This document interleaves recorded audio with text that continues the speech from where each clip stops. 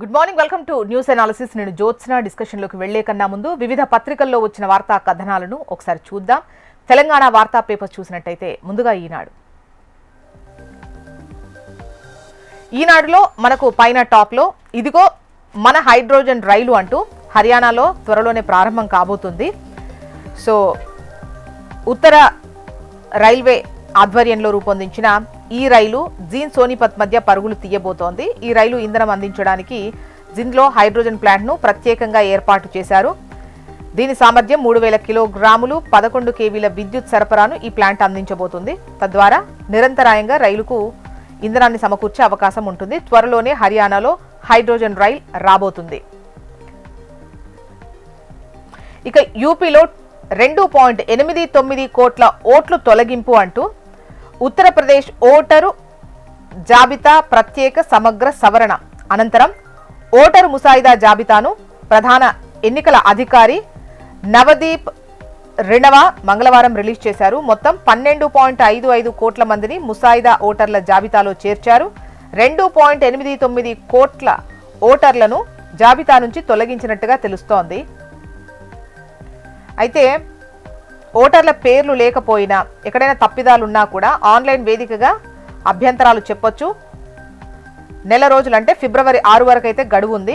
అభ్యంతరాలు పరిష్కరించిన తర్వాత ఈ ఎస్ఐఆర్కు సంబంధించిన తుది జాబితాను మార్చి 6న రిలీజ్ చేయబోతారు. ఇక ప్రధాన వార్త విషయానికి వస్తే నిన్న శాసనసభలో హిల్ట్కు సంబంధించి హిల్ట్ పాలసీకి సంబంధించి ఒకటి క్లారిటీ ఇచ్చేటువంటి ప్రయత్నం అయితే ప్రభుత్వం చేసిందని చెప్పొచ్చు. హిల్ట్పై రాజీ పడే ప్రసక్తే లేదు అంటున్నారు డిప్యూటీ సీఎం భట్టి విక్రమార్క. ప్రతిపక్షాలు కోరితే విచారణకు సిద్ధమంటున్నారు. 2014 నుంచి హిల్ట్ పాలసీ వరకు ఏ ఏజెన్సీతోనైనా దర్యాప్తు చేయిస్తాం. శాసనసభలో ఉప ముఖ్యమంత్రి భట్టి విక్రమార్క. సభ నిరవధిక వాయిదా. ఇక దావోస్ ఒప్పందాల్లో 60% కార్యరూపం. $3 ట్రిలియన్ ఆర్థిక వ్యవస్థ అసాధ్యం కాదు అంటున్న మంత్రి శ్రీధర్ బాబు. ఇక ఒక్కో వార్డుకు 6 ఆశావహుల ఎంపిక. మున్సిపల్ ఎన్నికల్లో మెజారిటీ సీట్ల సాధనకు కాంగ్రెస్ ప్రణాళిక. బలమైన అభ్యర్థుల కోసం క్షేత్రస్థాయి సర్వే. సీఎం రేవంత్ రెడ్డితో పీసీసీ అధ్యక్షుడు మహేష్ కుమార్ గౌడ్ భేటీ. కీలక అంశాలపై చర్చ. నెక్స్ట్ ఆంధ్రజ్యోతిలో కనుక మనం చూసినట్టయితే నిజామాబాద్ జైలర్ సస్పెన్షన్కు సంబంధించి పేరు పక్కనే పైన టాప్లో ఇచ్చారు. మరో జైలర్ ఆదిలాబాద్కు బదిలీ. నెల రోజుల సెలవు పెట్టాలని సూపరింటెండెంట్కు ఆదేశాలు. ఇందూరు జిల్లా జైల్లో గంజాయి గుప్పుపై ఉన్నతాధికారులు సీరియస్ అయ్యారు. ఇక పైన టాప్లోనే మరో 3 వార్తలను న్యూస్ రీల్స్లో చూద్దాం. దళితురాలని పెళ్లికి నిరాకరించడంతో జూనియర్ డాక్టర్ ఆత్మహత్య. ప్రేమ పెళ్లి అంటూ ఆమెకు దగ్గరైన ఓ డాక్టర్. ఆపై కులం పేరుతో పెళ్లికి నిరాకరణ. లావణ్య బలవన్ మరణం. యాదగిరి దాదాగిరి అంటూ హనుమకొండలో పోలీసుల వడ్డీల దందా. స్థానికంగా 4 నుంచి 5 రూపాయల వడ్డీకి అప్పులు, ముక్కుపిండి వసూళ్లు. అప్పు తీర్చని ఓ కుటుంబంపై దౌర్జన్యం. ఇంటికి తాళం, దాడి. భార్య వదిలేసిందన్న కారణంతో 2 పిల్లల్ని చంపిన తండ్రి. పొలంలోకి చిన్నారులను తీసుకెళ్లి ఉరేసి మృతదేహాలను కాల్వలో పడేసిన కర్కశత్వం. ఆపై ఆత్మహత్యకు యత్నం. నారాయణపేట జిల్లాలో దారుణం. ఇక ప్రధాన వార్తల విషయానికి వస్తే గ్యాస్ ఛాంబర్ల ఢిల్లీ. వాయు కాలుష్యంతో కూనారిల్లుతున్న దేశ రాజధాని. ఆస్తమా, న్యూమోనియా రోగులకు నిత్యం నరకం కనిపిస్తోంది. శ్వాస సమస్యలతో ఆసుపత్రులకు పెద్ద ఎత్తున ప్రజలు వెళ్తున్నారు. పొగమంచుతో విమానాల రాకపోకలు ఆలస్యంగా జరుగుతున్నాయి. వాహనాలు, పారిశ్రామిక ఉద్గారాలు, నిర్మాణ ధూళి. సమీప రాష్ట్రాల్లో పంట వ్యర్థాల దహనమే ఇందుకు కారణం. బీజింగ్లో 25 ఏళ్ల క్రితం ఇదే సమస్యతో ఇబ్బందులు పడ్డారు. చైనా సర్కార్ చర్యలతో 10 ఏళ్లలో పరిస్థితి మెరుగుపడింది. అవే విధానాలను ఢిల్లీలోనూ పాటించాలి అని అంటున్నారు నిపుణులు. ప్రజలకు కారు సామాజిక హోదాగా మారింది. ఢిల్లీ కాలుష్యంపై విచారణలో సీజేఐ వ్యాఖ్యలు. ఇక డిపిఆర్లను పరిశీలించబోం. కృష్ణా జలాల పంపకాలు జరగకపోవడమే కారణం. సిడబ్ల్యూసీ మార్గదర్శకాల మేరకు లేకపోతే మదింపు చెయ్యం. విభజనకు ముందు ప్రాజెక్టుల పర్యవేక్షణ మాత్రమే మా బాధ్యత. ప్రాజెక్టులు రాష్ట్రాల వారి నీటి కేటాయింపులపై విచారణ జరుగుతోంది. బ్రిజేష్ కుమార్ ట్రిబ్యునల్ తీర్పు వచ్చే వరకు బచావత్ తీర్పే అమలు. కేంద్ర ప్రభుత్వానికి తేల్చి చెప్పిన కృష్ణా బోర్డు. ఏపీ ఫిర్యాదుకు వచ్చిన స్పందన ఇది. ఇప్పుడు మేల్కొనకపోతే మరో ఢిల్లీలా తయారమవుతాము అని చెప్పేసి ఏదైతే హిల్ట్ పాలసీకి సంబంధించి మంగళవారం రోజు హిల్ట్ పాలసీ పైన క్లారిటీ ఇచ్చే ప్రభుత్వం సర్కార్ చేసింది కదా. సో ఇప్పుడు గనక ఈ కాలుష్యాన్ని తగ్గించుకునేటువంటి పనులకు ఉపక్రమించకపోతే ఢిల్లీ ప్రస్తుతం ఎదుర్కొంటున్న పరిస్థితి హైదరాబాద్ కూడా ఎదుర్కోవాల్సి వస్తుందనే సూచనను ఇక్కడ హైలైట్ చేశారు. మంత్రి శ్రీధర్ బాబు మాట్లాడినటువంటి మాటలను ఇక్కడ ప్రధానంగా ప్రస్తావిస్తూ వార్తనిచ్చారు. ఇక నమస్తే తెలంగాణకు వద్దాం.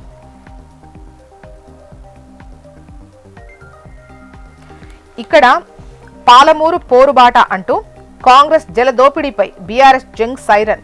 జూరాల ప్రాజెక్టును సందర్శించిన నేతల బృందం. పాలమూరుకు ఉరితాడు పేనుతున్న కాంగ్రెస్.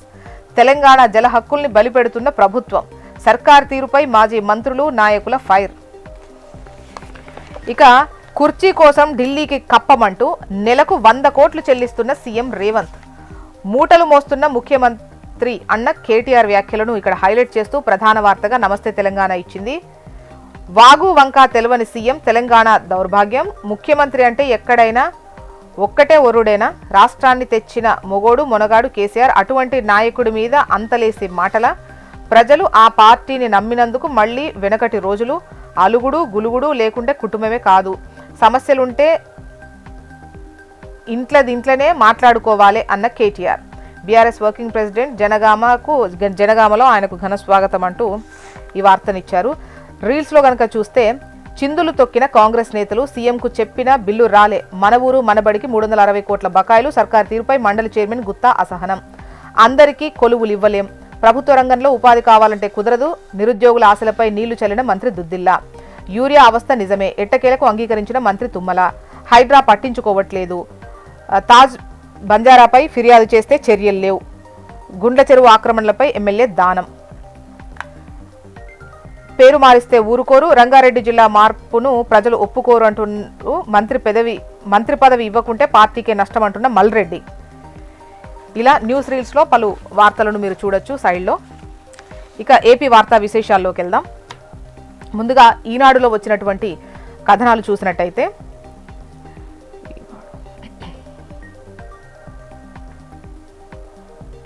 ఈనాడులో కుట్రదారులైన పోలీసులపై చర్యలు తీసుకోవాలి.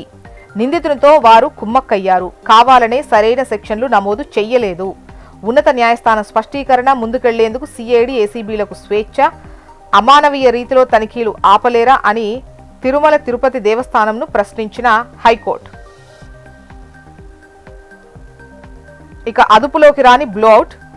రెండో రోజు అగ్నికీలల తీవ్రత కాస్త తగ్గింది. శ్రమిస్తున్న ఓఎన్జీసీ బృందాలు. అరికట్టేందుకు మరికొన్ని రోజులు. నెక్స్ట్ ఆంధ్రజ్యోతి. అన్ని తప్పులా అంటూ రీసర్వే పాస్ పుస్తకాల్లో లోపాలపై సీఎం సీరియస్ అయిన విషయాన్ని ఇక్కడిచ్చారు. అసలు తప్పులు ఎందుకు వస్తున్నాయి? అన్నీ పక్కాగా చేస్తే సమస్యలు ఎందుకు వస్తాయి? రీసర్వేలో అభ్యంతరాలను పరిశీలించండి. రైతుల సమక్షంలోనే సర్వే జరగాలి. క్షేత్రస్థాయికి వెళ్లి పక్కాగా పర్యవేక్షించండి. కీలక అంశాలపై రైతులకు స్పష్టత ఇవ్వండి. గ్రామ సభల్లో రైతుల డేటా నిర్ధారించాకే పాస్ పుస్తకాల పంపిణీ. రైతు సమస్యల పరిష్కారానికి తొలి ప్రాధాన్యం. వారికి జవాబుదారీగా ఉండాల్సిందే. రెవెన్యూ అధికారులకు ఆదేశాలు. 9న మండపేటకు సీఎం చంద్రబాబు. 7 కొండలపై ఏమిటిది? మరో అడ్డగోలు తీర్మానం చేసిన తిరుమల తిరుపతి బోర్డు. పాలక మండలి సభ్యుడు జంగాపై కొండంత ప్రేమ. కొత్త అతిథి గృహ నిర్మాణానికి స్థలం కేటాయింపు. నెక్స్ట్ సాక్షి.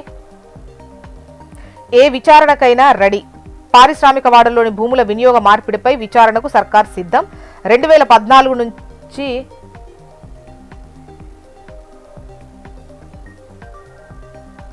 హిల్ట్ వరకు ప్రతిపక్షాలు లేఖ రాస్తే చాలు. ఆ మరుక్షణమే ఏ విచారణ సంస్థతో కావాలంటే ఆ విచారణ సంస్థతో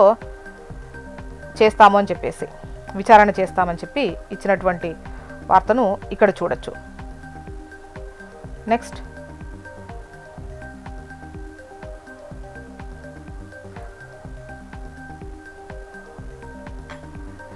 ఏపీ సాక్షి గనక చూసినట్టయితే చంద్రబాబు సీమ జలద్రోహి అంటూ అటు సాక్షి కథనాన్ని ప్రచురించింది. ఆయన అధికారంలోకి వచ్చాక రాయలసీమ లిఫ్ట్ పనులు నిలిపివేశారు. ప్రాజెక్టు పూర్తయితే వైఎస్ జగన్కు మంచి పేరొస్తుందనే ఇలా కుట్రలు చేశారు అంటూ వార్తను హైలైట్ చేస్తూ ప్రధాన వార్తగా సాక్షి ప్రచురించింది. ఇక సీమ ఎత్తిపోతలతో ప్రయోజనం లేదు.